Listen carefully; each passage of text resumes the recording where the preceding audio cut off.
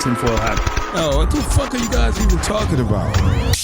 Global controls will have to be imposed, and a world governing body will be created to enforce them. Welcome to Tinfoil Hat. We go deep, homeboy. Aaron, open your mind. Drink from the fountain of knowledge. There's lizard people everywhere. That's some interdimensional shit. Wake up, Aaron. This is only the beginning. Dude, you just blew my mind. Are you ready to get your mind blown?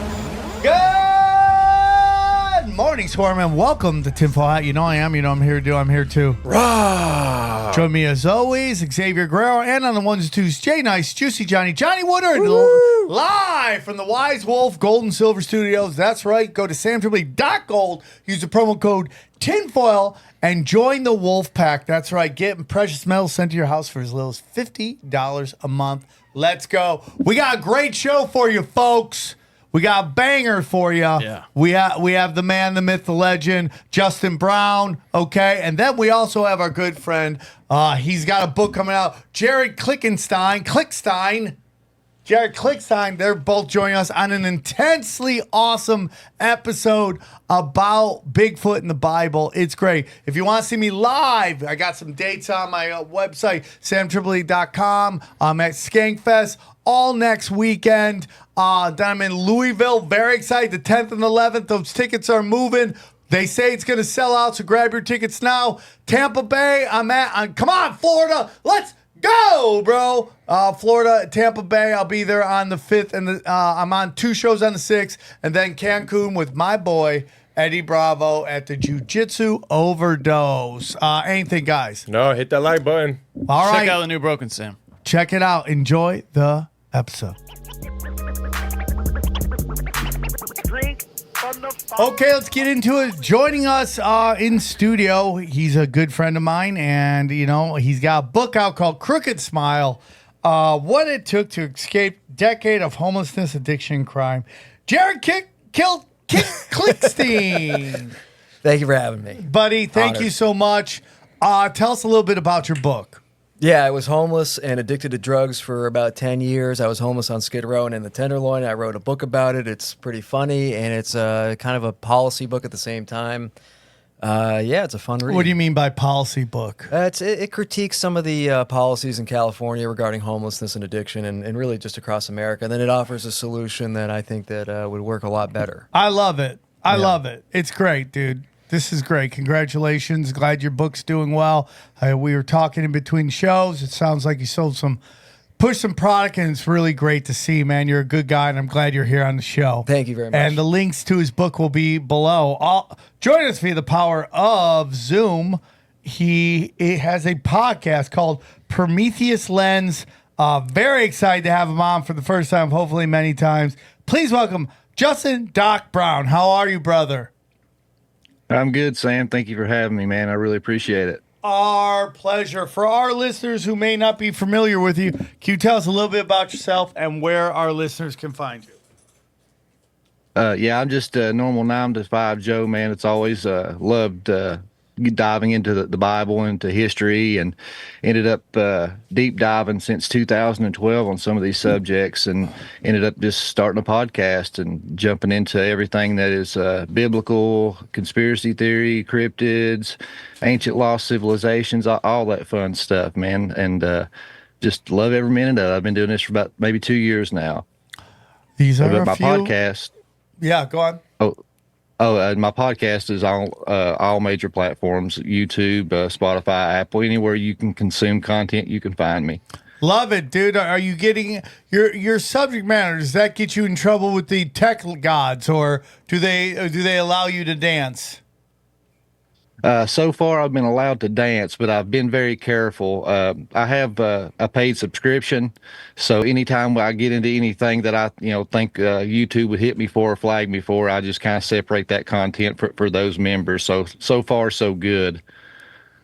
That's great, man. I'm super happy for you. How long's your podcast been going? 11 months. Wow, that's awesome, dude. Brand new. Congratulations. Enjoy the journey, man. So, where do you want to begin? I just finished a book. I'm in the process of publishing it now. It's called The Epic of Esau. And I was going to talk to you guys about that. And basically, there's a lot of hairy, quote unquote, men in the Bible that we overlook. And one of them is Esau. And so as I got to studying this guy, looking through the book of Jasher and just some of these other books, I found this really great story of this, enigmatic character, but it's like broken up in puzzle pieces throughout all these different books. So as I discovered it and put it all together, man, this is a pretty epic tale that I thought a lot of people needed to hear.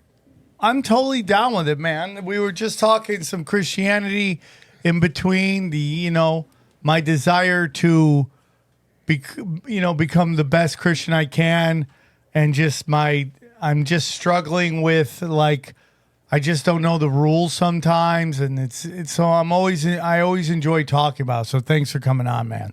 I appreciate it. So where do you want to kick it off?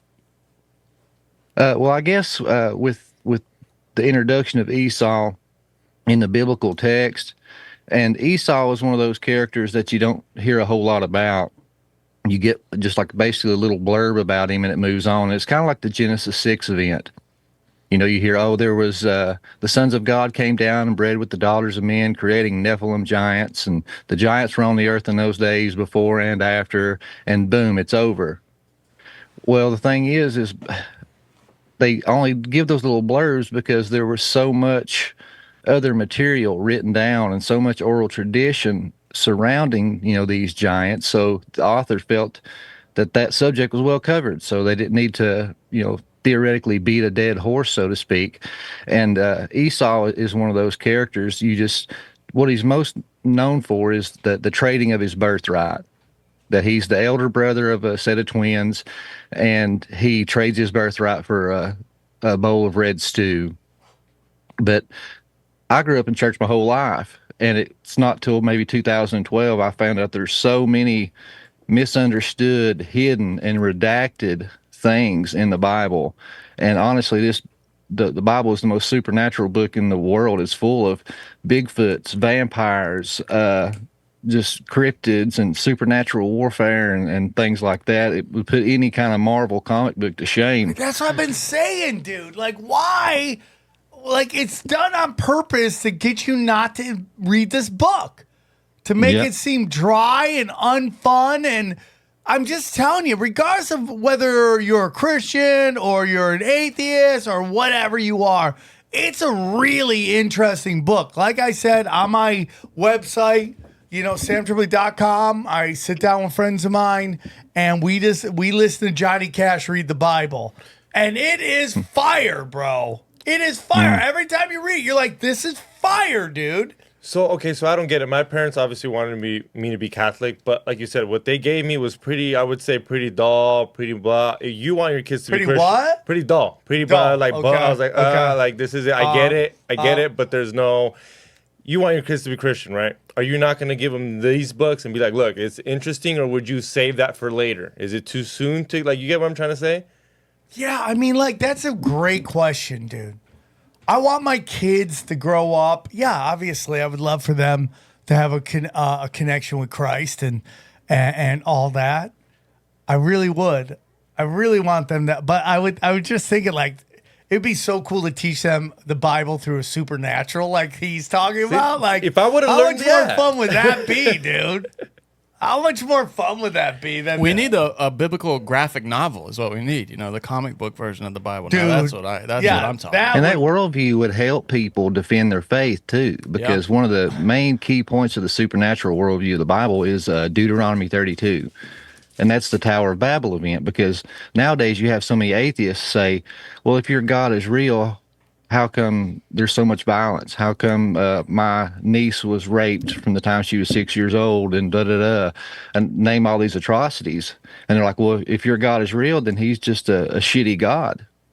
And I don't want no part of it.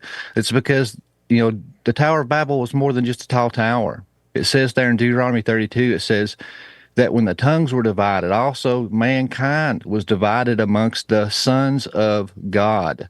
And that in Hebrew is B'nai Ha Elohim. Every time that phrase is used, it's talking about divine heavenly beings. It's the same phrase that's used in the Genesis 6 event. So God there allotted his sons, which ended up being rebellious sons, over the nations to rule over them. And that's why you get to Psalms 82. He's calling these guys out for rebelling and ruling unjustly, because it says, you are gods, all of you, sons of the Most High.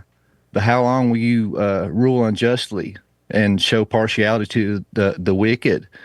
So once again, this is a Game of Thrones. You have all these pieces of earth separated in dominions, and you have all these archons, these sons of God ruling over them, and they're ruling unjustly. Yeah, man, that just totally resonated with me, because I feel like what you just said there about like supporting the wicked, those were your exact words, but along the line that I see that playing out right now so much in life, and like things I just, you know, you read the Bible, or you hear the audio book of the Bible, and then it just instantly you see where it's playing out right now in the world. That's the thing that just really blows my mind about the whole thing. Is about how it all plays. You could see it playing out right there with it in front of you. Yeah, and that's the whole story of the Bible, because when you get that Deuteronomy 32 worldview, that divine counsel worldview, it's an actual spiritual game of risk. It's a battle between the forces of good and the forces of darkness over the dominion of the earth and the souls of its inhabitants. And that's why in that Deuteronomy 32, it says, he gives all these portions out, but he says, but Jacob, Israel, is my allotted portion. And then that's why right after you see him pull out and call out Abraham. And what's the first thing he tells Abraham? He says, through your name, all nations shall be blessed. And what he was talking about was the bloodline, the coming of the Messiah. And when Jesus come, he proclaimed a kingdom that was not of this earth.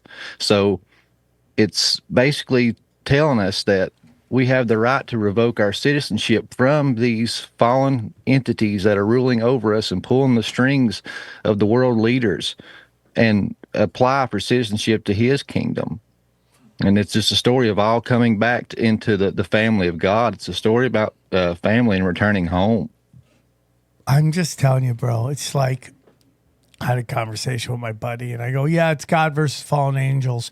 And he's like, it's not God versus fallen angels. It's fallen angels waging war against God's greatest creation, right? That's kind of a better way to say it. Like, because God is above all things, regardless of what your God is. My God is Christian God, but like like that is the genesis of every single conspiracy comes from that. It all starts with simple fallen angels get cast from heaven, and everything goes just is haywire from there. Mm-hmm. It's so crazy. Jared, any thoughts? You're sitting quietly. This is fascinating, and I totally agree. And yeah, it all makes sense to me. So let's go. Yeah, man. So keep going, dude. It's supernatural in the Bible. I love this. And the thing is, too, is this all comes back to, in the words of L.A. Marzulli, everything hinges on Genesis 3:15. It's all about the seed war.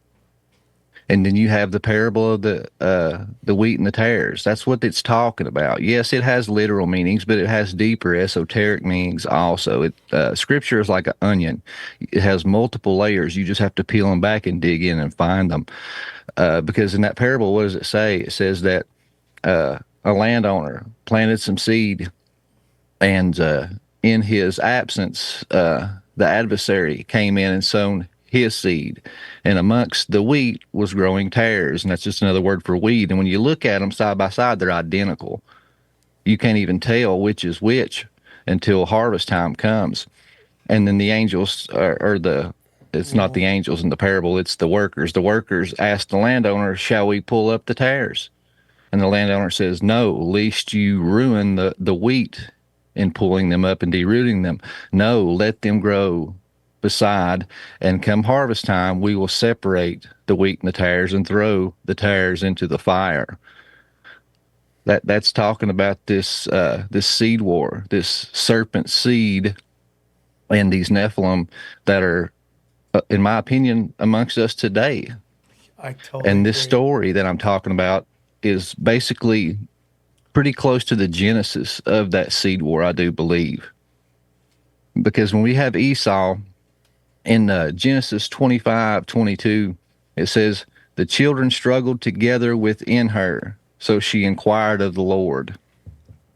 And in verse 23, it says, the Lord said, 2 nations are in your womb. 2 peoples from within you shall be divided, and the one shall be stronger than the other.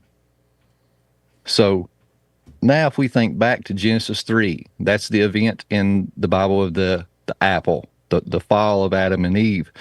So once they've done rebelled, God comes down and gives the cursings. Well, so in verse 14, it says, the Lord God said to the serpent, because you have done this, cursed are you above all livestock and above all beasts of the fields. On your belly you shall go, dust you shall eat all the days of your life.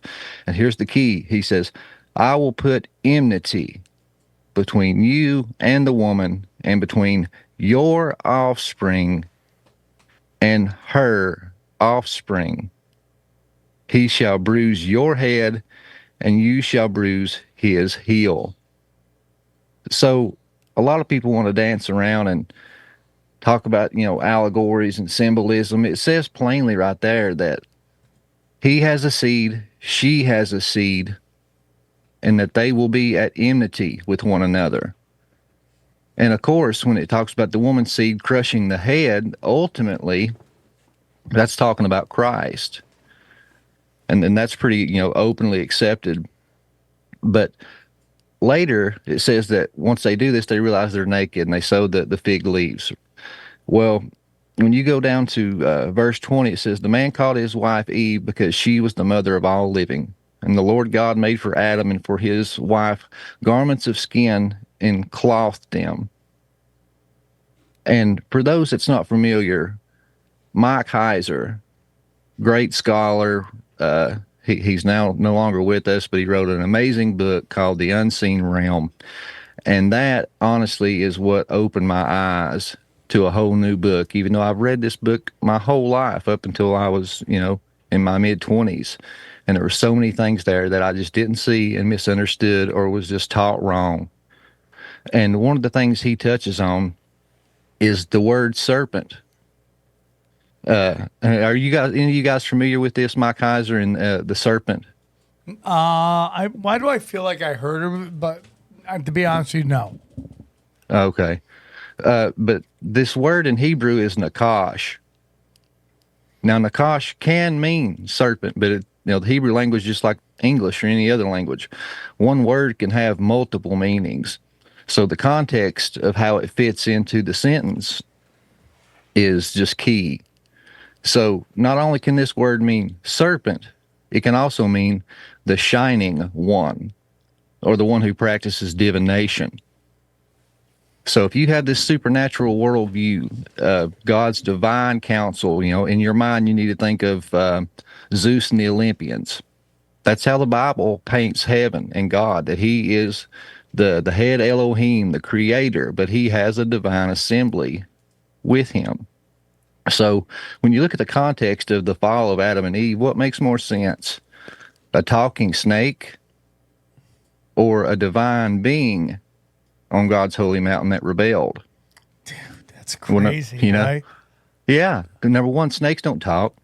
Number two, when the snake spoke to her, she wasn't freaked out, and she never questioned it. She trusted it. So to me, it shows that she's seen this thing every day, conversed with it, and obviously trusted it. That's an interesting point. Yeah. I mean, if a snake talked to you, would you just You'd be like, oh, what interesting? the fuck? Oh. Yeah. What is this? This thing Like, is talking to me. Who dosed me, right? Yeah. Do you think they purposely put these wrong interpretations of these words in the Bible to sort of demean the Bible and make people be, because that's like a common thing that, like, okay, obviously she didn't talk to a snake, and that makes it sort of promotes like an atheism society that kind of shuns the Bible as something stupid. You know what I mean? Yeah, I mean, I think it could just be like a simple mistranslation, or it could have been like they were trying their best to put it in context, because we do have references to serpents. And then also when you look into the Mesopotamian and Assyrian culture, you know, that they grew up and around, they had serpents and chaos dragons in their creation myths and things like that. Bro. So they might have just went with that. Chaos dragons? How come I'm 51 years old and this is the first time I've heard of chaos dragons? Why isn't that our logo? Why? What? Is that a logo? Is that like, dude, no more Fat Dragon Productions. It's Chaos Dragon Productions, dude. Wow. Hey guys, real quick, I want to tell you about our friends at Wise Wolf Gold and Silver and their incredible Wolf Pack membership. Join the Wolf Pack now. Trust me, because if you're paying attention, you know the de-dollarization is real. Fiat is fake, and you don't want to be left holding the bag when the dollar collapses. Gold and silver have been money through all of recorded history and are an excellent way to protect yourself from inflation and geopolitical turmoil. That's why I trust my friends at Wise Wolf Gold and Silver for all precious metals, all things precious metals. I love it. I am part of the Wolf Pack. Every month I have precious metals sent right to my house, and I love it. See, Wise Wolf Gold and Silver is veteran owned and A+ rating by the Better Business Bureau. No transaction is too big or too small. You can even roll over your 401k or IRA into physical gold and silver. And if you think you can't afford precious metals, think again. With the Wolfpack monthly membership program, you can get gold and silver delivered directly to your door for as little as $50 a month. As little as $50 a month. You can have precious metals. You start loading it up, man. By the end of the year, you'll have a good chunk of precious metals. Dude, it's crazy. You just go to SamTripoli.gold. You can see all the different plans they have. Man, it's like $50. Lone Wolf, Warrior Wolf, $125. Alpha Wolf is $250. And it just keeps going up. Sent to your house. Right there. It's that simple. It's that simple. Easy peasy. Get in, get out, get your gold, get your silver. I love it. I'm doing it. Dude, I'm telling you, all of these affiliates I use, and I use Wise Wolf Gold and Silver. I use it all the time. It's real simple. So if you want to get in, this is how you do it. Wise Wolf Gold and Silver also deals in and accepts Bitcoin. So here's what I need you to do. Okay, go to SamTripoli.gold, promo code tinfoil at checkout to receive free constitutional silver. That's right. And remember, in a world of bulls and bears, be the wolf. When you real quick, when you go into the serpent, when you kind of take a look at like the story of St. Patrick, you know, and he's like, they ran out the snakes. They're not talking about snakes. They're talking about pagans. And regardless of what you think of that's a discussion on genocide right there. They're discussing genocide. Yeah. And so if that's the discussion about snakes there, why couldn't this be also the presentation, especially when you get into the role of the Vatican and the Roman Catholic Church in so much of this kind of reworking Christianity into a different way, like not the Christianity necessarily of Jesus, but the Christianity that they wanted Christians to study. So if you connect those two, that totally makes sense. That's something else than an actual snake. Yeah, and to obfuscate bloodlines, you know, I've seen you recently spoke with Gary Wayne, the Royals. Of course they want to hide this serpent seed lineage. Yep. And who else we just talked to was right along the lines of that. That's just like these. We just did the episode on the Anunnaki bloodlines. Mm-hmm. Yeah. Yep. And all this stuff goes back to this serpent seed in this event in Genesis 3:15. Yeah, it's crazy, dude. Yeah. I mean, Yeah. yeah, it's resonating for sure. And this is really going to blow your guys' mind because, once again, when you go back to the Hebrew, the original languages, here's where things really open up and your eyes start seeing things in a whole new way. It's like you never seen the blue Honda Civic until you bought the Honda Civic, and then you see it everywhere, you know. But when it talks about the cloth, the clothing that he gave them, when you go to Hebrew, this word cloths is hilbish. So, you know, God hilbishes their nakedness. So, Dude, sounds Adam's like you say naked. God heals bitches. And I'm like, oh, their nakedness. I'm like, okay, dude. I mean, that lines up. Yes, it's the twang. Sorry. Yeah, respect. But he covers their nakedness with a kanonet in Hebrew. And this is another word that's transcribed a lot in the Old Testament as tunic. And so this word here, you see it associated with the priest and the tabernacle most often. Exodus chapter 29 and verse 28 is where you get the description of all the things that are going inside the tabernacle and the clothes that covers the priests. And it says specifically in there that the garments were made to hilbish them. So it's basically using the law first mentioned to draw back to this event in the garden. And all rabbis trace their lineage and their beginnings back to Adam. They say Adam was the first king and priest of all creation. Wow. So, yeah. And this all ties in if you go to Ezekiel 28. And Ezekiel 28, and once again, this goes back to the Tower of Babel, how, you know, you even talk about in your show the dark forces that are behind the world leaders pulling the strings. This was an ancient idea also. This is not nothing new. Solomon said it, nothing new is under the sun. In this book here, this prophet is calling out the king of Tyre. And he's calling him out for all of his wicked deeds and stuff. And you can tell it's addressed to a man and this king of Tyre. But halfway through, it changes. And he's no longer talking to a man. He's talking to a spiritual entity. And I believe that spiritual entity, and many others do too, I'm not alone in this, that it was Satan himself. And I'd like to just go through and read that real quick. Wow. Yeah, so verse 13, it says, "You were in Eden, the garden of God." So right away, we know this king of Tyre was not in Eden. They're not talking about the same person anymore. He's calling out the spirit like an exorcism that's behind this ruler. And he says, "Every precious stone was your covering.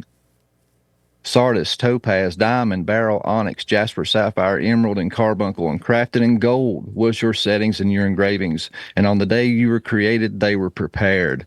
You were an anointed guardian cherub. I placed you on the holy mountain of God, and in the midst of the stones of fire you walked. You were blameless in your ways." You know, it goes on and on and on. This is clearly not a human anymore. And it goes on down into verse 18. It says, "By the multitude of your iniquities and in the unrighteousness of your trade, you profaned your sanctuaries, and that I threw you from the mountain of God as a profane thing." So this word Nakash can mean shining one.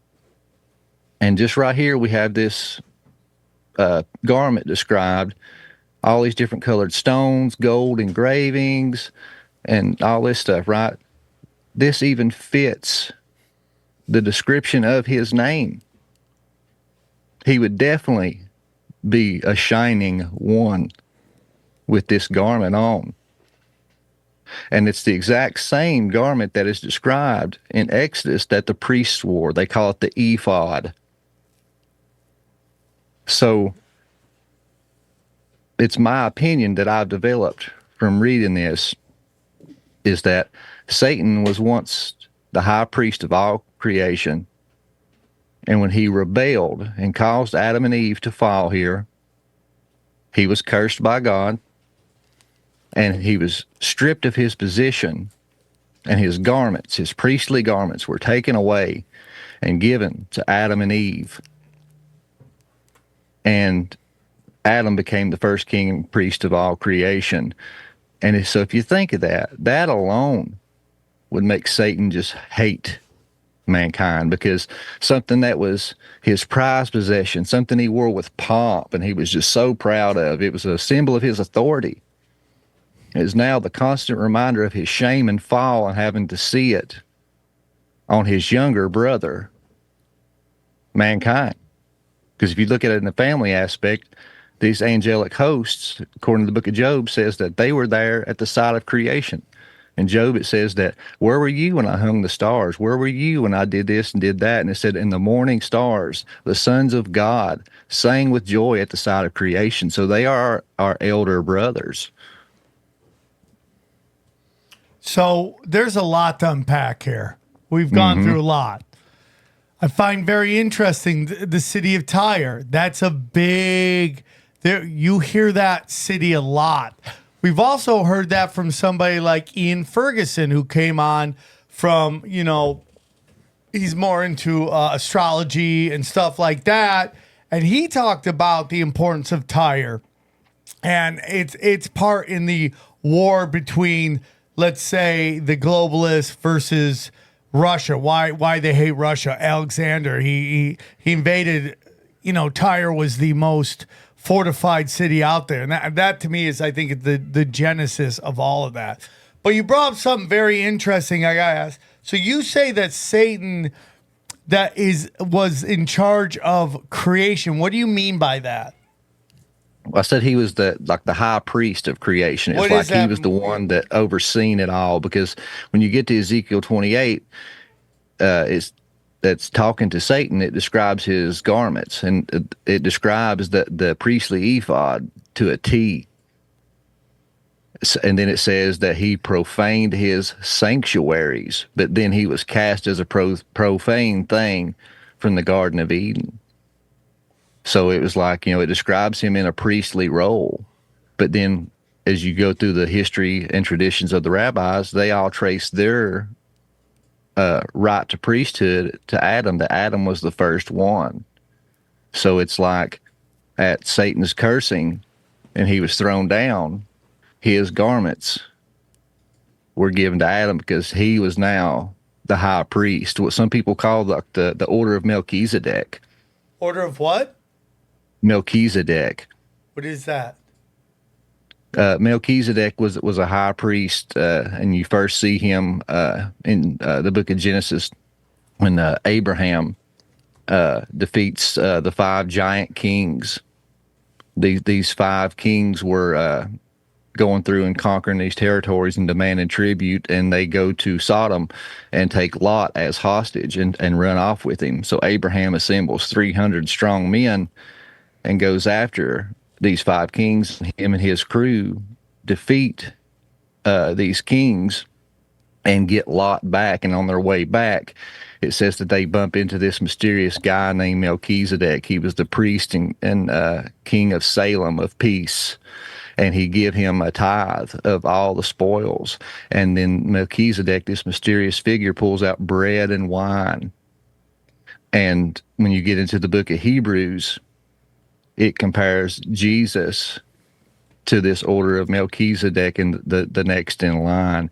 A lot of people think that this Melchizedek character was a pre-incarnate Christ or a Christophany. Wow. So let me ask you something. And when you ask these, some people I think sometimes think I'm, this is like kind of like a tack question or something. It's not. It's a real question. So I've seen people before. I've had friends sending me these clips of people talking about this. So Lucifer is the light bearer, right? Mm-hmm. Doesn't Jesus say he's the bearer of light at one point as well? Yeah, because Satan is always trying to mimic. When you go through some of these verses and you read Satan, he says that I will set my throne on high, and I will be the most high. He's just trying his best to be the top dog and show his superiority. And when you look at all the perverted things, it's like Satan creates nothing, but he takes things that God already has and perverts them and tries to imitate them. Yeah, it's so interesting, right? It's super interesting. It's super interesting. Yeah, and to back up that theory too, in the book of Joshua, Joshua was the high priest, and he is called up to heaven in a vision, and it says that Satan accuses Joshua, and when he does so, he is standing at the right hand of the throne. And I find that amazing, because when you go through the book of Revelation and you have the ascension of Christ, it says, he appeared because no one was able to open the scrolls, and he appeared as a lamb that was slain. And a lot of people think that this was, his ascension into heaven, and he came in and took the scroll, but it says that he comes at the right hand of the Father and takes the scroll. And then when you get that passage about the rebellion in heaven, and Lucifer battles the heavenly host, and his tail sweeps down a third of the stars, which people think that's the angels with him. It says plainly right there that he was swept down because there was no longer a place for him. It says that specifically. And I think that is because we went from the accuser of the brethren, the high priest at the right hand of the Father, and traded him for Jesus, who is our intercessor and defender day and night at the right hand of the Father. So Jesus replaced Lucifer. Yeah, because when you read Hebrews, it says that Jesus is now the high priest, and we no longer have a need for a temple or a priest, because the priests were flesh and blood, and they were imperfect and couldn't do their job right. So now Jesus is in the order of this Melchizedek, and he is the perfect, high priest, the conduit to the Father. So deep. Johnny, do you think that? Did you ever think about that? No, never thought about that. Did you hear about any of this? Melchizedek? No, never came up. It's so crazy, that's right? No. How deep? It's like the Bible seems like jujitsu, just a never-ending, bottomless pit of new stuff to learn about. I mean, we weren't even given the Apocrypha in my, in my church. That, and even the Catholic Bible was out of bounds for Southern Baptists. And you said That's how I was raised. Yeah, they don't. I mean, they don't play. They don't even play in Revelation much. They don't. Revelation. They don't. Why do you think that is, Johnny? Well, because it's esoteric. I mean, Revelation is open to interpretation, and they don't like that very. Abstract language. They're very. They shy away from anything that leaves interpretation as an option. So interesting. Yeah, and amazingly, that's the only book in the canon that starts out with a blessing. It says, "Blessed are those who read the words and contemplate on this book." It kind of ends with a curse, though, doesn't it? It's that's according on what team you're on. Well, yeah, I guess so. Yeah. Keep going. I'm just talking about the last verse, where it says, "Do not add or take away or whatever, or you're going to be damned forever." I don't even. Yeah, it's so crazy because I feel like everybody I talk to, they have their own interpretation. I guess, it's interesting. Okay, keep going, dude. This is great. I'm in. Yeah. So now I wanted to cover those garments because we see those trickle through. But Genesis 25:25 is the birth of this guy Esau that I mentioned. And right away, this sends up all kinds of question marks. It says, "The first came out red all over his body, like a hairy cloak. So they called his name Esau. Afterward, his brother came out with his hand holding Esau's heel. So his name was called Jacob." So you remember when I started it and I said, 2 nations were, the angel of the Lord came and said 2 nations, 2 peoples was in her womb, and they would battle, but the older would serve the younger. And according to Jewish tradition, that was completely backwards. The eldest was the one that got the birthright. He got the blessing. If he had a younger sibling, they served him. So first red flag is she gives birth to what sounds like what we would call today in our modern vernacular a Sasquatch. Say what? It says he came out red and covered in hair from head to toe like a hairy cloak. Now, hold on. Who is giving birth here? This is Rebecca. Holy shit. So obviously, it's the writer here is trying to show you that these are definitely two peoples. One comes out, covered in hair from head to toe and is red, and the other one comes out normal like us. That is and crazy. I try to point people as like, if with our modern vernacular, if we bumped into somebody that was red, covered in hair from head to toe out in the woods, without hesitation, we would say, I seen a Sasquatch, I seen a Bigfoot. Well, yeah. Can I ask you quickly now? Are you implying that Isaac was a Sasquatch? What's the idea here? His father, right? Well, what I'm getting at is that do you think one of his parents were Sasquatch? Esau? I think that Esau was a serpent seed. Do you know which side it would be from? It's just Rebecca gave birth to two different types of people. Oh, I see. Now, I'm not dogmatic. It could be spiritual, it could be physical. It doesn't say. Okay. Anybody that says no anything here is just Isaac or speculative. You're not implying that it could be Isaac or Rebecca. There's no clues So to that. Isaac got Rebecca pregnant, and she gave birth to two offspring. One is a regular person, and the other one is a Sasquatch. Yes. Dang, bro. But there are no context clues about which parent it might be, because if Isaac, No. Okay. It just says that he was born, and one was obviously different. Wow. But we do know, backing up to Genesis, is the curse. It says he's going to put enmity between her seed and thy seed. So it plainly says that mankind's going to have a seed, and the shining one, the serpent, is going to have a seed. And he's going to put enmity between them. And remember in that curse, he said, your seed will crush his seed's head, but his seed's going to bruise your seed's heel. And when you get to this birth here, remember it says, after his brother came out with his hand holding Esau's heel.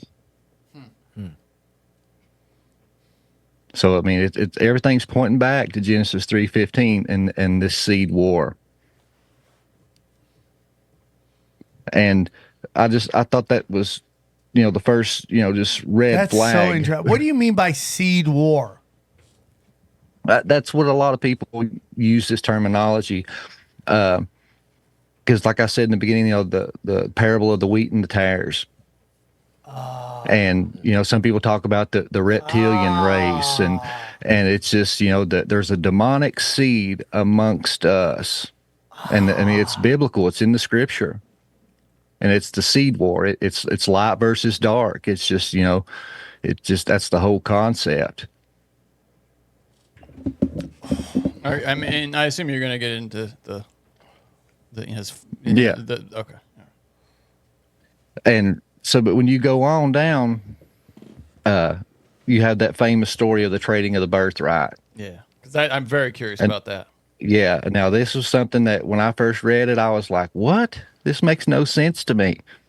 And the way the story goes is it says that Esau comes in exhausted from the field, from a hunt, and his brother Jacob is making red stew. And he says, give me some of that red stew. And Jacob says, only if you trade me your birthright. Must be some good stuff. And Esau just kind of catty says, yeah, sure, fine, take it. What use is it if I'm dead? I'm starving. Give it here. Dang, bro. That's so dramatic. It's hungry. Yeah. It's hangry. Like a Snickers commercial. Yeah. He's hangry, So, like- bro. Give me that red stew, dude. You're not yourself when you're hungry. Yeah, be a in the great modern commercial. context, that's like your dad's the millionaire of a this big company, and you're the eldest son about to inherit it all. And you come in, and your younger brother, is sitting on the couch eating Doritos, and you're like, "Hey, bro, give me some of them Doritos." He's like, "Sign over the company." Yeah, sure. No. By the way, crackheads Something's do that. They sell everything at That is true. bargain prices. Very bargain, yeah. Very pennies bargain. on the dollar. Yeah, pennies on the dollar. Dude, give me some crack. Yeah. Take my Bentley. Okay, Blue Chew is an online service that delivers the same active ingredients as Viagra, Cialis, and Levitra for a fraction of the cost and in chewable form. The process is simple. Sign up at BlueChew.com, consult with one of their licensed medical providers, and once you're approved, you'll receive your prescription within days. Blue Chew tablets are made in the USA, prepared and shipped directly to your door. The best part, it's all done online. That means no visits to the doctor's office, no awkward conversations, and no waiting in line at the pharmacy. You can take them anytime, night or day, so you can plan ahead or be ready whenever an opportunity arises. That's right, dude. I love Blue Chew because I love America, and I love making more people, okay? Join me in my no pull-out crusade, okay? All right? That's what we're talking about. Blue Chew is the best at getting rock hard, okay? And you need it, and I need it. We all need it because we have to save America, okay? Blue Chew. We need an eagle sound. I can get you that. We need an eagle sound effect when I talk about America, okay? Anytime I mention USA or America, I need a of the eagle of freedom, bro. Blue Chew wants you to have the confidence to perform at your best. So discover your options at BlueChew.com. And we got a special offer, special deal for our listeners. Try Blue Chew free when you use our promo code TINFOIL at checkout. Just pay $5 shipping. That's BlueChew.com, promo code TINFOIL to receive your first month free. Visit BlueChew.com for details and important safety information. And we thank Blue Chew for sponsoring the show and for loving America. That's crazy, dude. What? Do we even know what's in the red stew? Does anyone even know? They just said it was lentil stew. That's got to be some good stew. Yeah, well, you find out, though, but you have to read these, what they call, extra biblical books, these, apocryphal books and things like that. And that's why I believe you don't get so much detail in some of these stories, is because either they already had this stuff written down in great detail, or in the very least, it was well established in the oral traditions. The writers assumed that this was already well known, so they didn't have to cover it. But if you go to the book of Jasher, you get the full context of this story.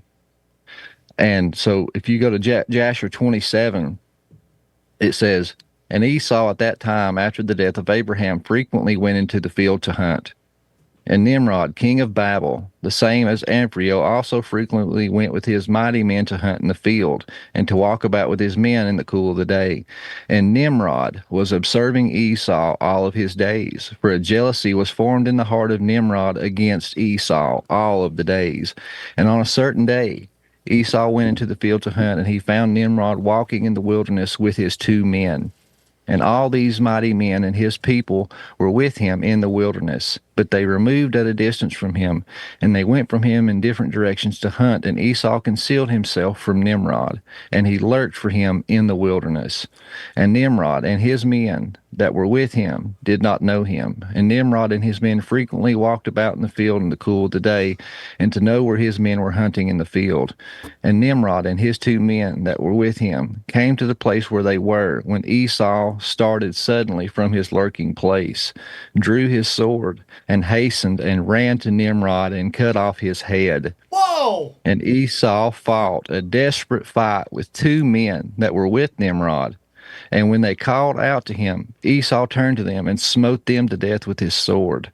And all the mighty men of Nimrod who left him in the wilderness heard the cry at a distance, and came to, and I'm just going to paraphrase here, but they came to run to see what was going on. But it says, before Esau escaped, it says that he removed Nimrod's garments, the garments that made Nimrod prevail over all of the land. And then it says that, and he comes home, and this is where it picks up where Genesis is. It says that he came in from the field, exhausted from this exchange, and is about to die.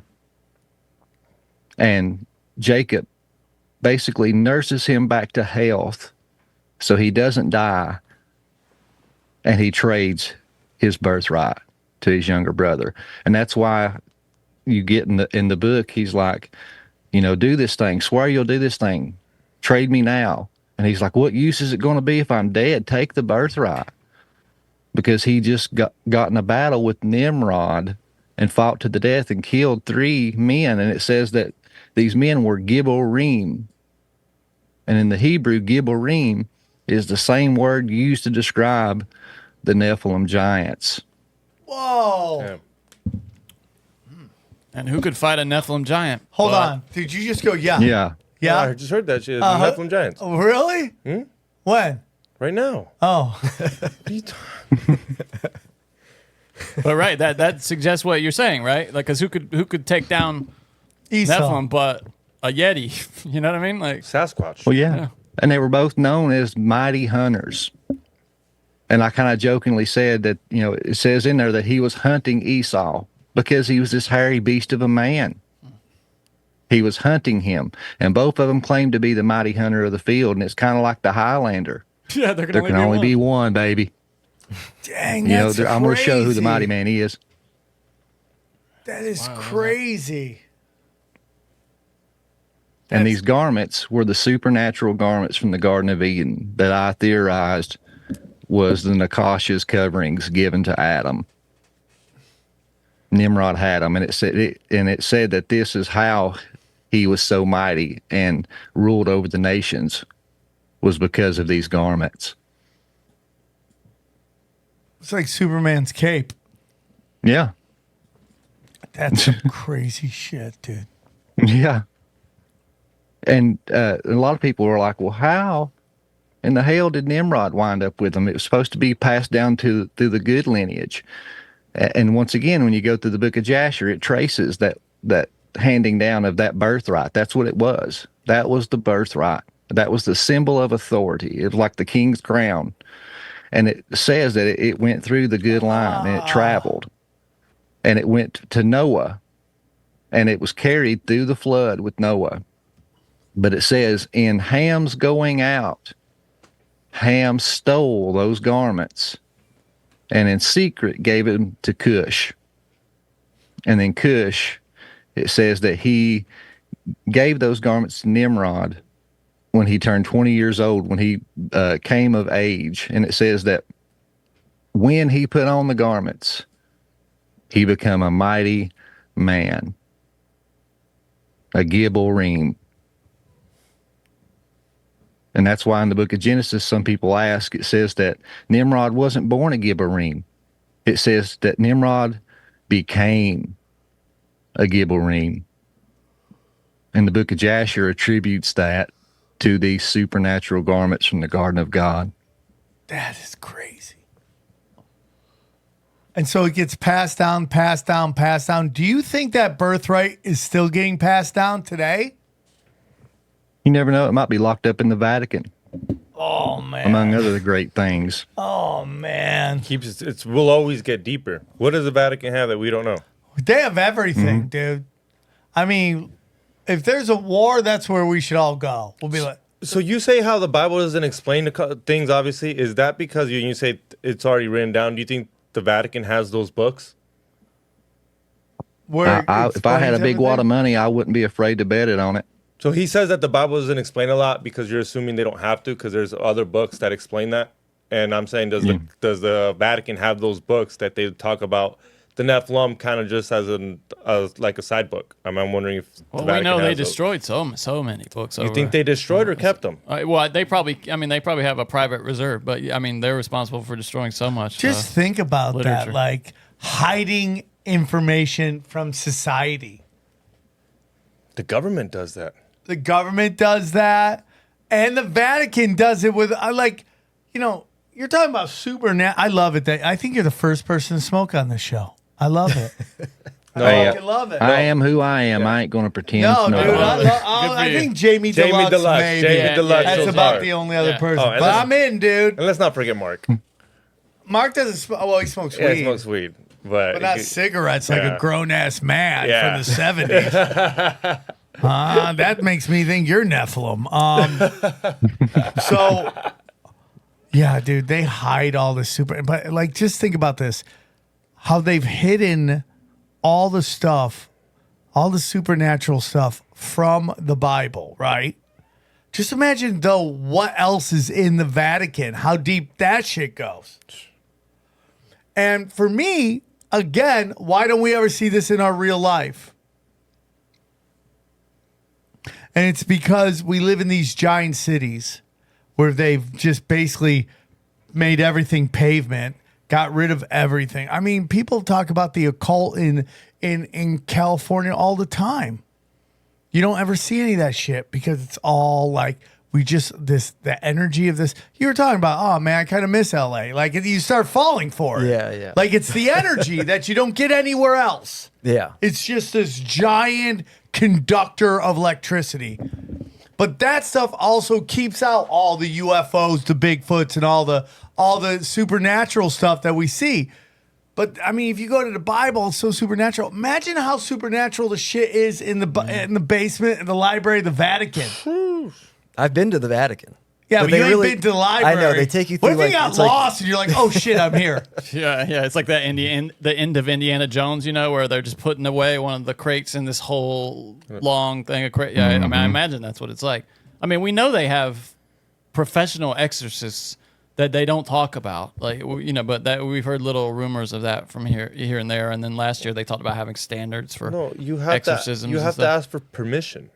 You have to ask the Vatican for permission to have an exorcist if you think your kid's like possessed and stuff. You don't just go to you can't just go to your random Catholic church and just be like, "Can you get the exorcist out of my kid?" No, he has to send a letter to his major, and then the major sends it to their major, and they're like, "All right, I guess he's possessed," and then they'll send a specific guy who's meant to do that. I would love if we started seeing people who do exorcisms on like the side of buses and on like park benches.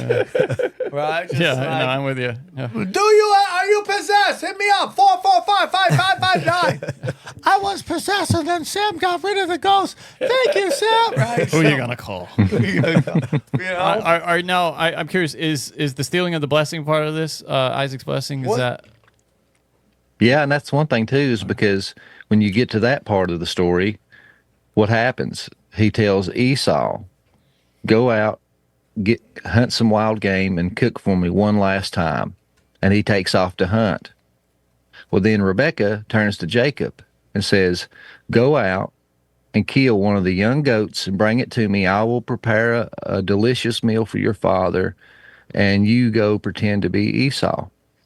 And Jacob's immediately afraid. He says, "No, mother." He said, "I can't do this." He says, "I am a smooth man." Oh, and snaps. She says, "Do as I tell you." And he says, "What if he curses me when he finds out that I've tricked him?" She says, "Just do as I say, and if you are cursed, let your curse fall upon me." So once he goes and gets the goat, which I think is a good key descriptor, because you hear about, Pan and these satyrs, they're all described as part goat. Yeah. And then they take this goat fur and cover Jacob with it. And so Jacob goes in and goes to give his father the meal, and he reaches out and he touches him and he feels. And if you've ever felt of a goat's fur, it's thick, it's oily, it's coarse. Coarse. Yeah. So this wasn't poetic language, his hair. No, it was literal. And then even Isaac says, "Oh, you even smell of the field, my son." So he even had a smell, and you hear about Sasquatch in these phantom, awful smells. Huh. What can I ask you? Do you think his mother wanted him to get the blessing because she favored the human to the Sasquatch? Is that the idea there? That's what I believe. Yes. Huh. And what she is knew the blessing? that he was not of good seed. And is the blessing? Do you think that's something that they import on, but not a literal thing. It was just like a spiritual blessing, like, you know, giving him his, like, you know, his best wishes or was there something literal? No, it was like it was a legal thing. Oh, You can know, you it was explain almost that? like Yeah. the signing of the will and having your eldest son take over the business. Because if you remember, after he blesses Jacob, Isaac returns from the field and he says, "Here, my father, I have, you know, what you requested. Now give me my blessing." And he said, "I've already give you your blessing." And he says, "No, you haven't, father." And then they realize the fix was in. Oh, snap. That's the part And- I quite don't understand, though. If he already agreed to give him his, you know, his inheritance, why would it also? Is this kind of like the finalization of that agreement?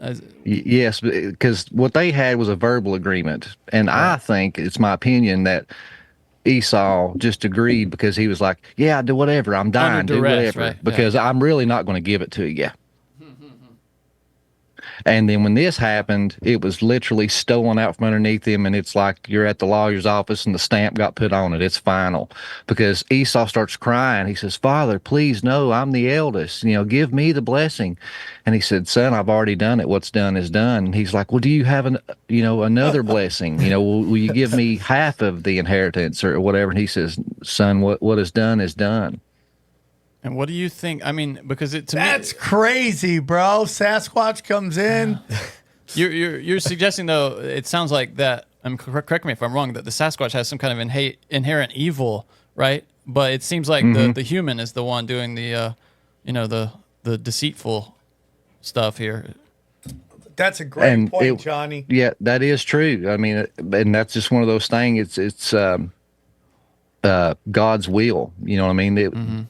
Jacob was the chosen seed, and the angel of the Lord came and told Rebekah before they were even born who the chosen seed was, and she was doing everything in her power to aid in God's plan and what the angel of the Lord told her. Fascinating. Wow, dude, that's crazy. Yeah, but you see those garments in other pagan stories, because one thing I always try to look for is common themes, and it goes right along with my theory of it being the coverings of the Nakash. Do you guys remember the Golden Fleece and Jason and the Argonauts? Yes.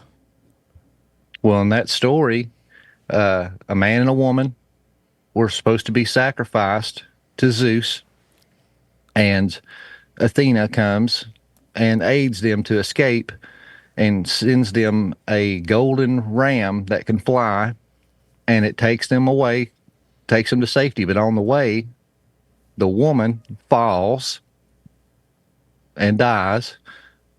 And when they land in the Garden of Ares, and Athena tells them to sacrifice the ram instead, and that would satisfy Zeus. So they sacrifice the ram, and then he takes the coverings off. He takes the golden fleece off of the ram, and they hang it on a tree in the midst of the Garden of Ares, and a great serpent guards it. And then when so there you have this ram, Ares, Satan, that is sacrificed, its coverings removed, hung on a tree, guarded by a serpent, and is the symbol of kingship and authority. And even when you go through the Bible, it says that, I'm trying to think now, when Abraham had, not Ishmael, but Isaac. Yeah, because it all comes back to Isaac.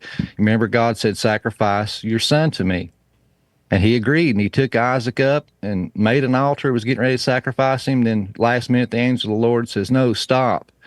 And what happens? God provides a what? A ram in the thicket.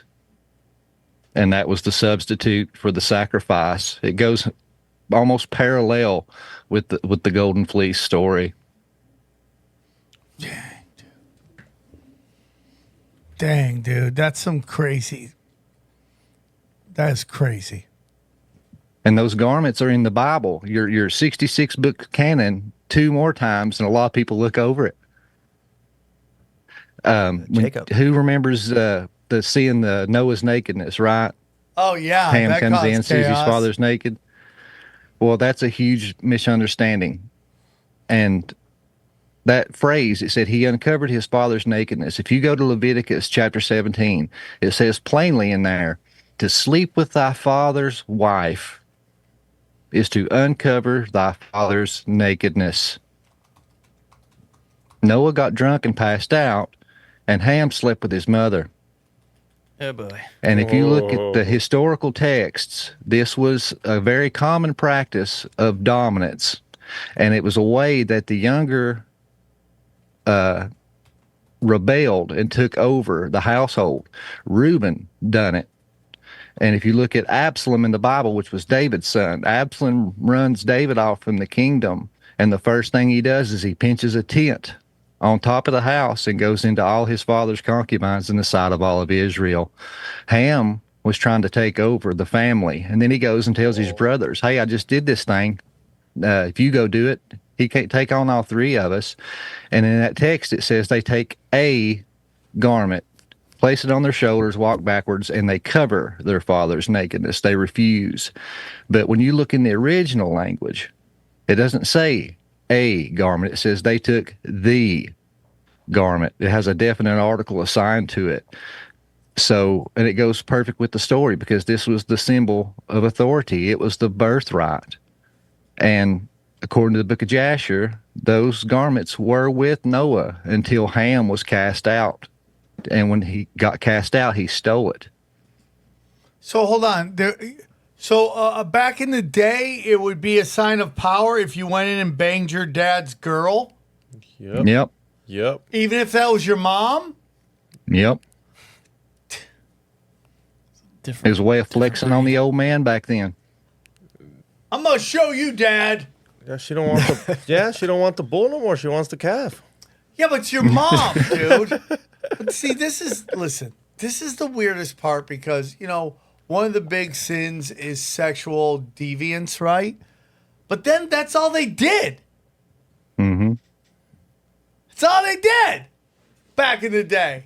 What is this? It's so hard to follow the rules because I don't know the rules.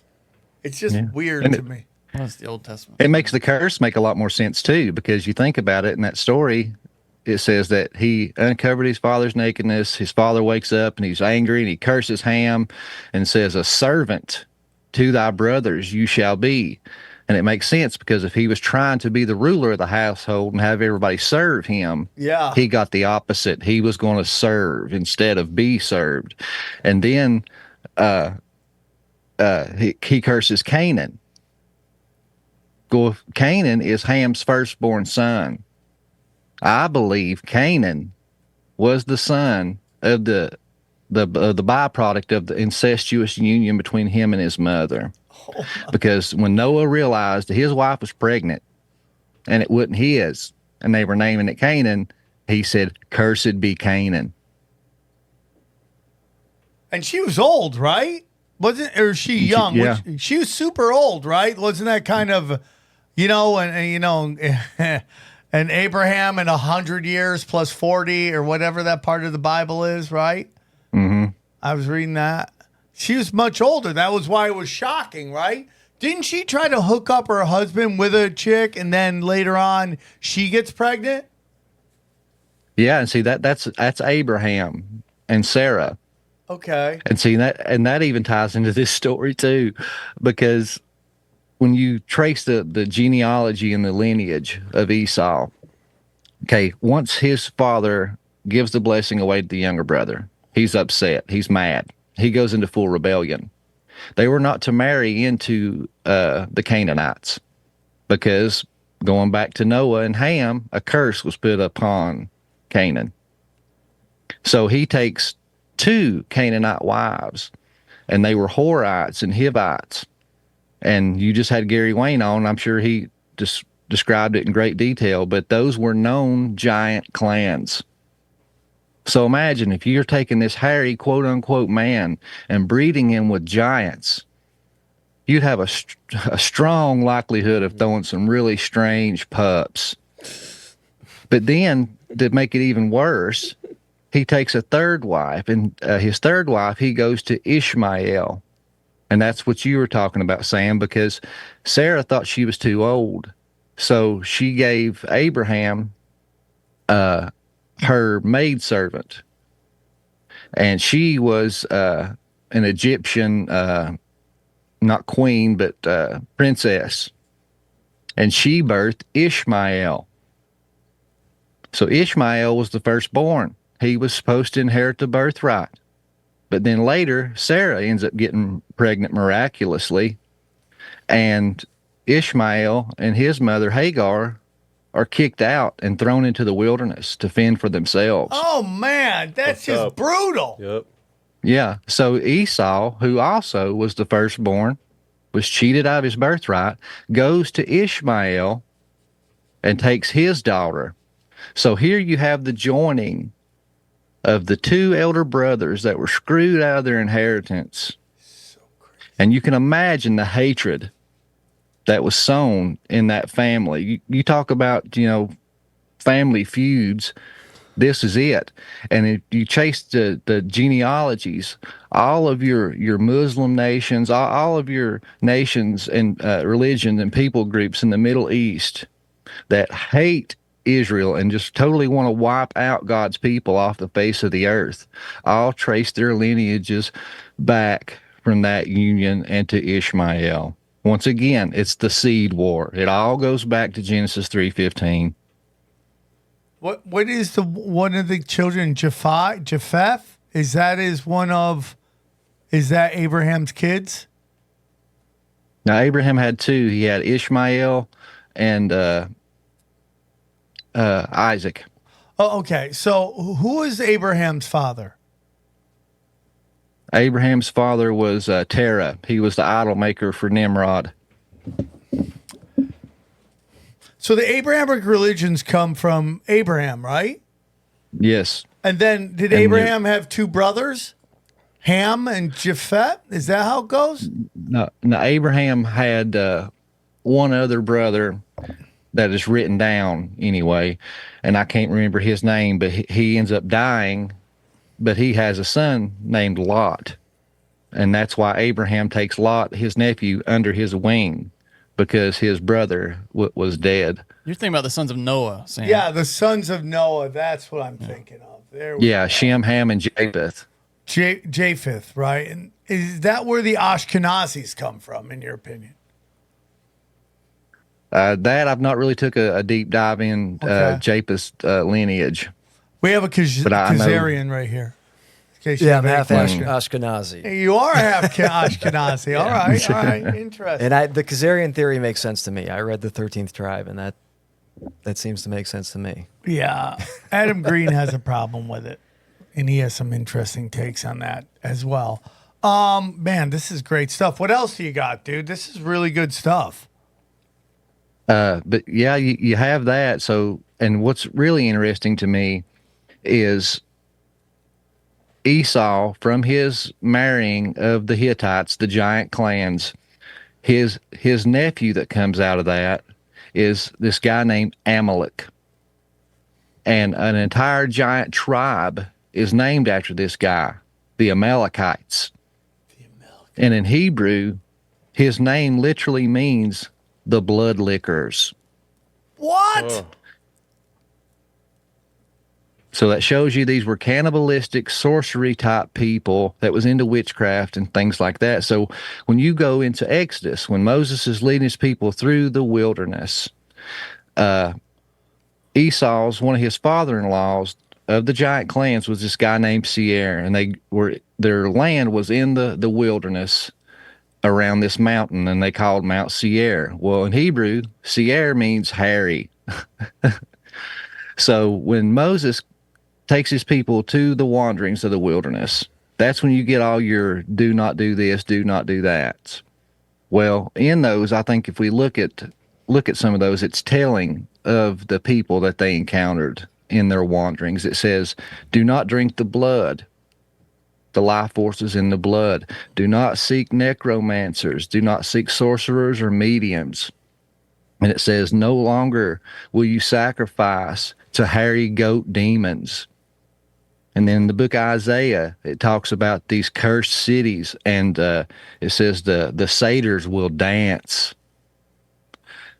And the first people that they encounter in their wilderness wanderings, they're attacked by them. And it is the Amalekites, these blood lickers. So it's my opinion that while they were in their wanderings, they had encounters with these hairy Nephilim tribes. And these tribes were sorcerers. They were necromancers. They sacrificed children. They drank blood. Damn. And did all these things. And God's people were seeing it. And they were starting to copy them. And that's why God had Moses give these commands to not do this, not do that, because that's the way of the heathen. That's what these, Nephilim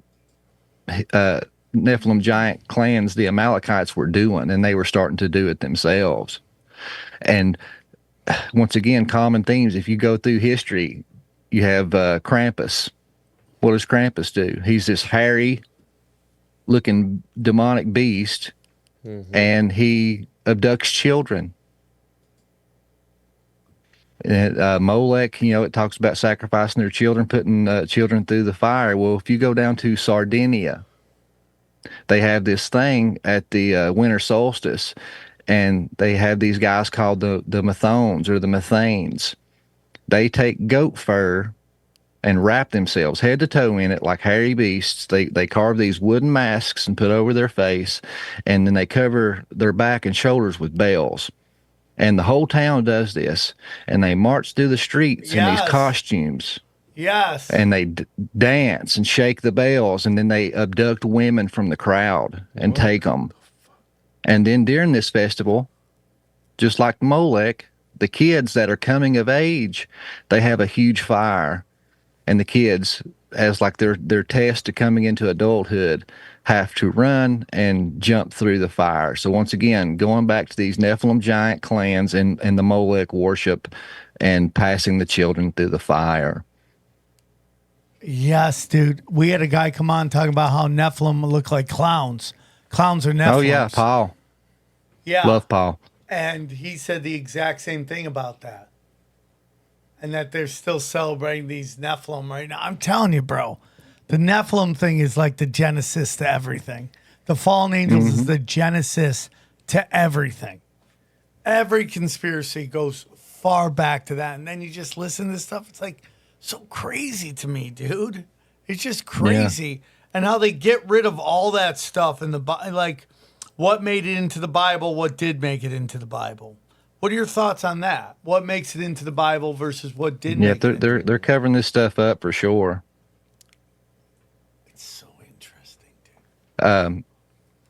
Which honestly, when you look at the Bible itself, it was a bunch of different scrolls and writings.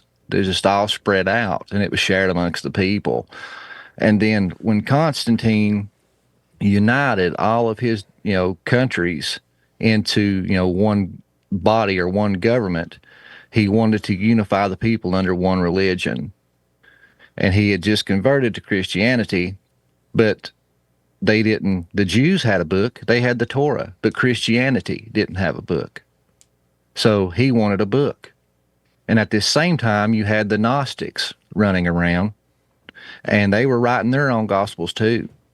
And they were the ones saying that Jesus Christ was just a regular man, but he, through knowledge and through gnosis, ascended to Christ consciousness, and Mary was his girlfriend, and they had sexual relations and had kids.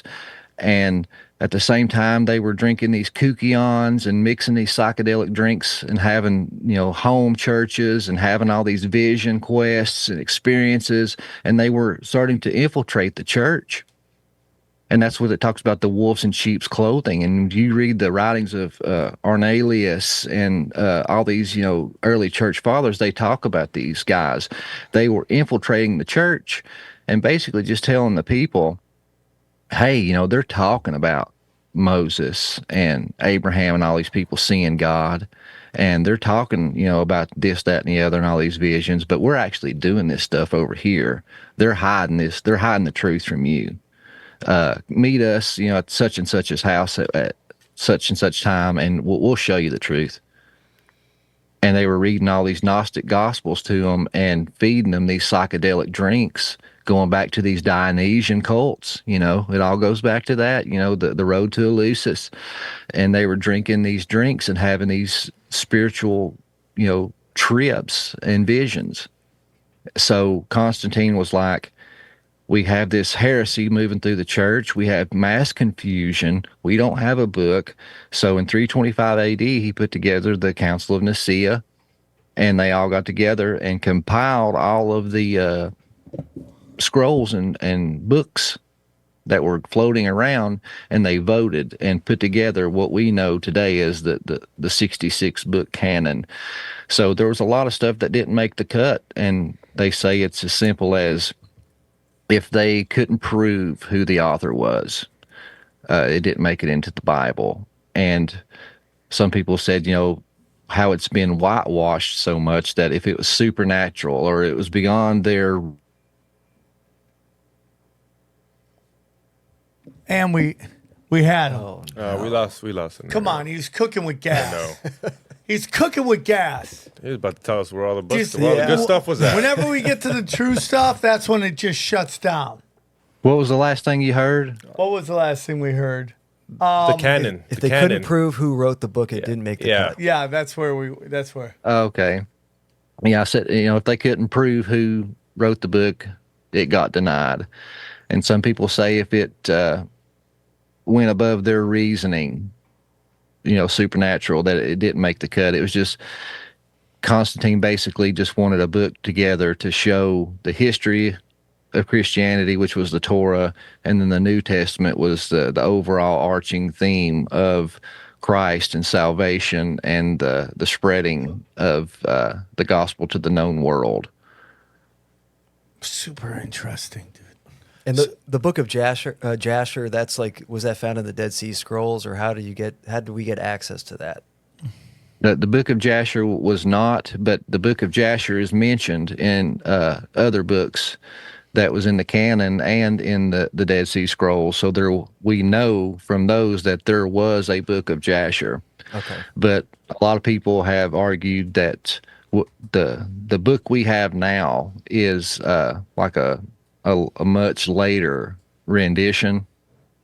But I'm of the opinion that, even if it is a later rendition, that this was something that was oral tradition passed down through the people, and that was well known, because it honestly, it dovetails and ties in to the Bible so perfectly. And I'm one of these guys, I ain't dogmatic, but I do look at these other books, but I filter them through Scripture, and I see how they line up with Scripture. And if they don't contradict, but they just fill in gaps and things like that, I will accept them and put them in just to see how it interweaves into the narrative, much like the book of Enoch, or the book of the Watchers, rather.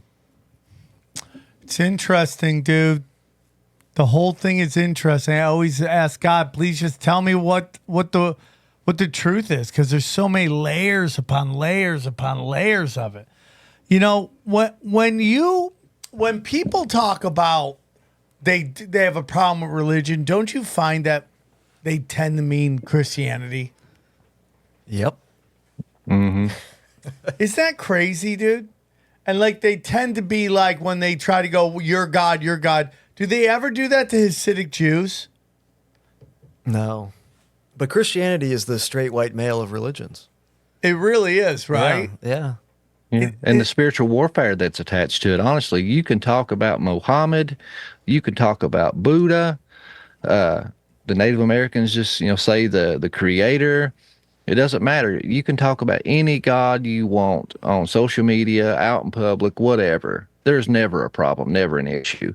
But as soon as you mention, Jesus or Christ, Jesus Christ, it's like people lose their minds. Yeah.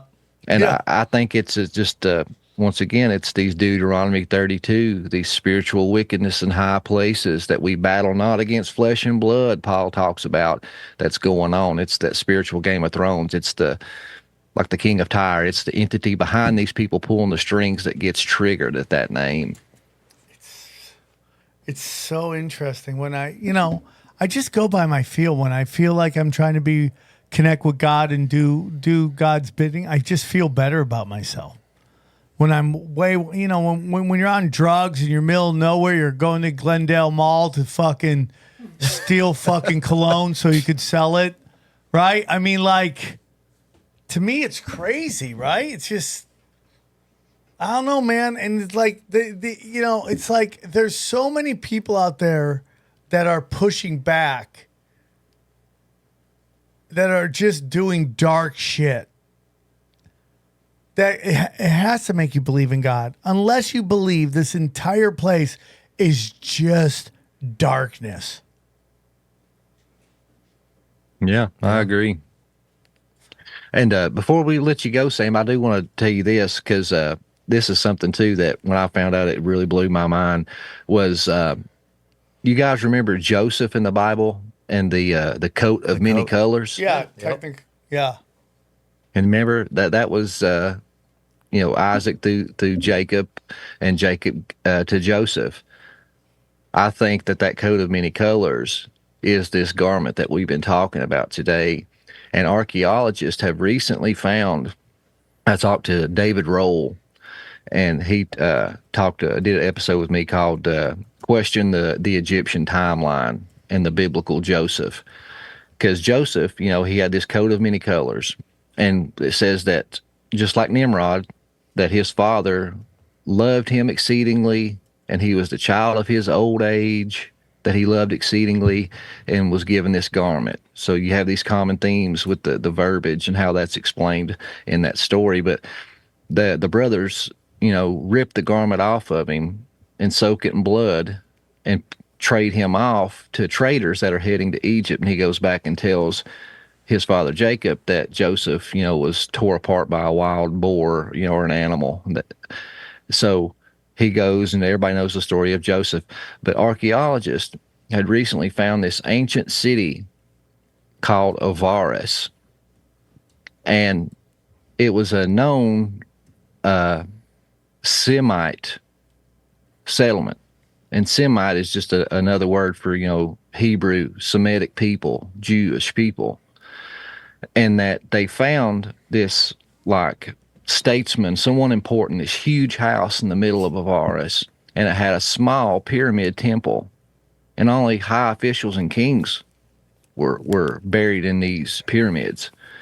And it said they dug it up and that the tomb was empty.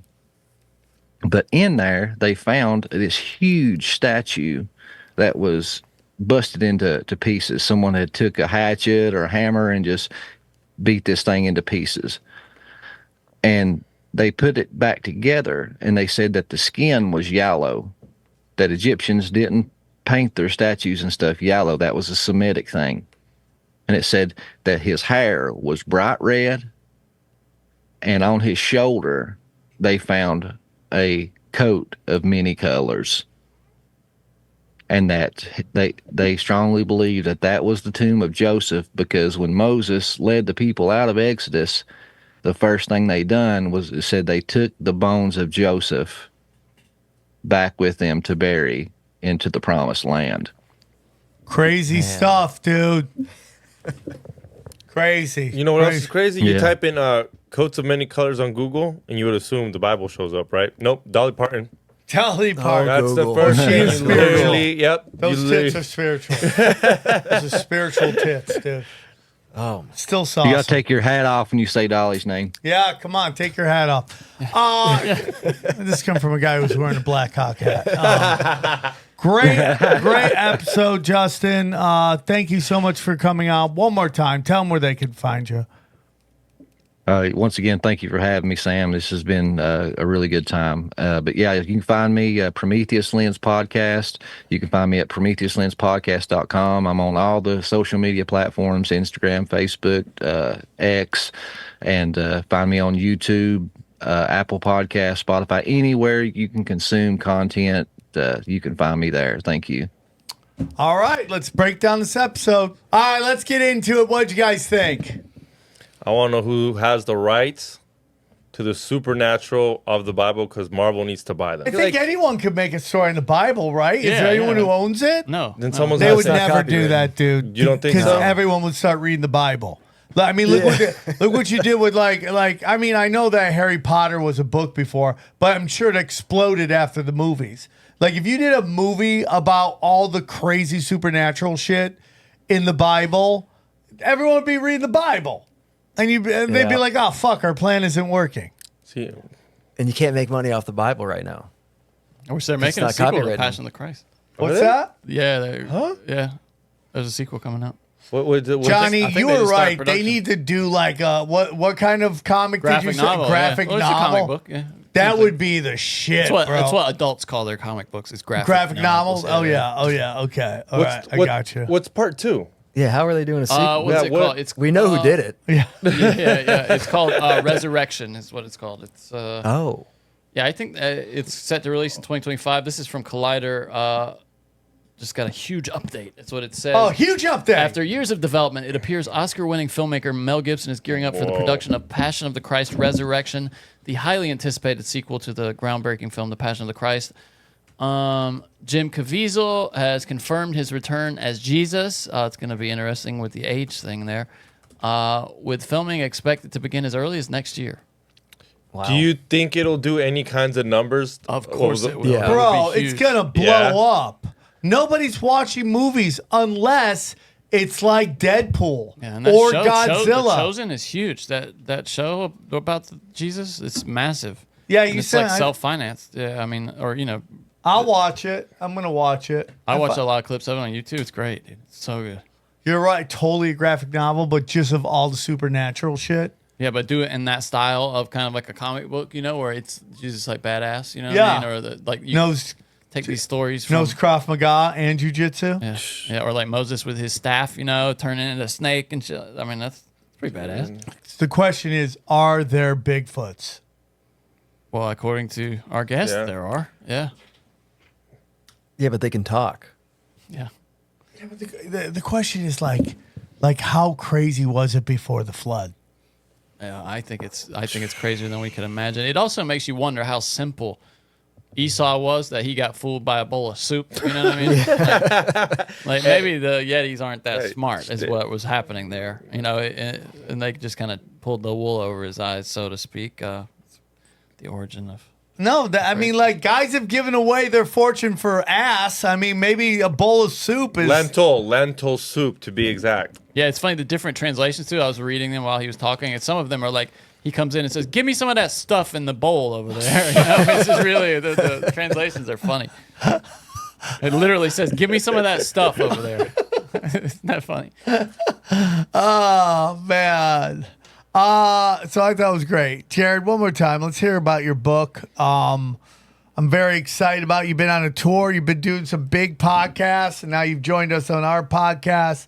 Talk about Crooked Smile. Oh, thank you so much. Yeah, I was blown away by that guy, first of all. But yeah, the book is completely different. It's about being a homeless drug addict on Skid Which Row. is a weird. I'm sure there's some Nephilims down there. There certainly is. Yeah. Well, dude, This drugs. is Sasquatch. This is Sasquatch. You want to get Yeah. into possession, dude? Oh yeah. Crystal meth people look like they're possessed by the devil. Yeah, I was basically an atheist until I developed a meth problem. And that's like kind of what awoken me spiritually in a dark way, and then which made me be able to see the possibility of like a light way. So the dark made you believe in the Yeah, light. yeah. See, that's what I'm saying. That's what I'm saying. If all this darkness, unless you want to believe that like the demiurge created, and it's like this, just created this shithole of a situation. But see, I believe Jesus is sent down to give us the cheat code to ascend out of here. yeah. That's what I really do believe. I know I bring it up a lot, but when you say the dark brings you to the light, that's what I feel about Kat Von D. I think she went too deep in the dark, where she saw something or something scared the fuck out of her, and she's like, "Oh fuck, this is I can't be fucking." Kat Von D. You love Kat Von I just D. remember watching her and her being so satanic, and my mom's like, "I can't believe you're watching that. She's the devil." And now she's like, baptized, sold her mansion. Now she's out She's still there. weird as hell though. She Like, is did you weird. see she planted all those black flowers she's around still her a house? weirdo. She's planted black tulips all around her house. I mean, she could like the color black still, No, right? yeah, I mean, guess priests so. walk around in black. I'm not saying something like, weird you know, about- you always got to be like, okay, you always have to be skeptical. Don't get me wrong, she's my type. What's your type, Johnny? Just dark hair, thin. You know, looks like they've been indoors for about 5 years. You know?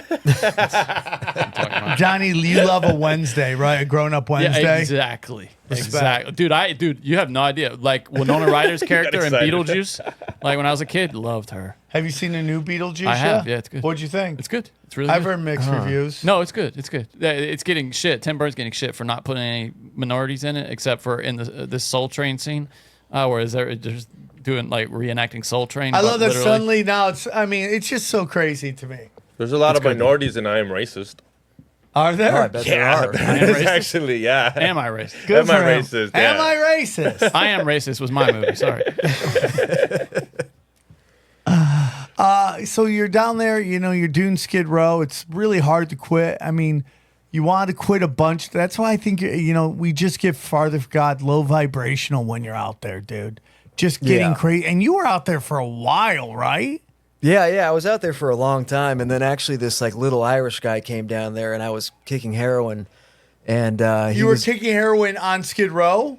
yeah, It's got to be so hard. Well, I robbed a guy that was passed out in his car, and he had an iPhone 4, and then I abandoned my bicycle to go rob him, and then someone stole my bicycle. And when you're on meth and you lose your bicycle, that's it. I mean, your feet just get destroyed. You can't walk. So I couldn't walk anymore, so I just kicked heroin in a carpet. I rolled myself up in a carpet, and this like little Irish guy came down to give out water, part of his church, and he actually took me back to his house and let me detox on his in one of his kids' beds while they were out of town. What a guy. And I thought he was gonna like rape me or something. course. But By the way, that's half the episodes on First 48.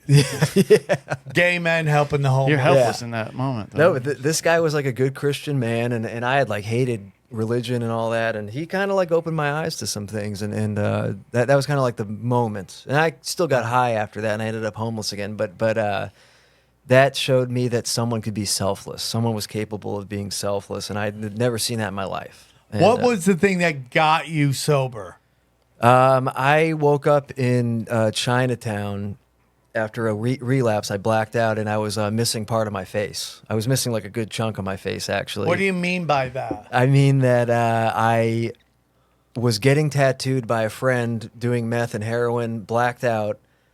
Just wake up in the morning in a bathtub, missing like a big chunk of my face, and apparently I'd gotten like sliced, and then I actually started to bite on my own face. Oh, no. And I woke up with this tattoo, this Hebrew lettering right here, and fortunately I tried to kill myself right after. I had $40. I used that to just shoot that amount of heroin. I overdosed in a bathroom. I ended up at Keck, USC Keck, where they have a plastic surgery training department, and they offered to do plastic surgery on me for free.